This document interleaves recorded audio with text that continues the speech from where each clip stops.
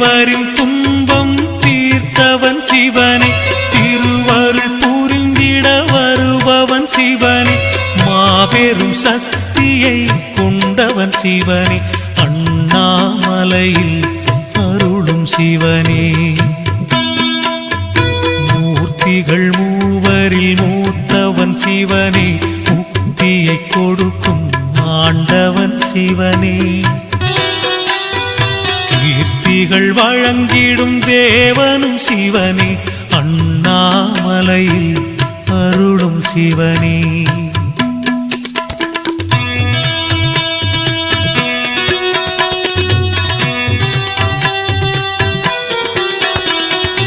ஆரமுதாக விளங்கிடும் சிவனே, ஆலவாயிலே நின்றிடும் சிவனே, ஆரூர் தன்னில் நலம் தரும் சிவனே,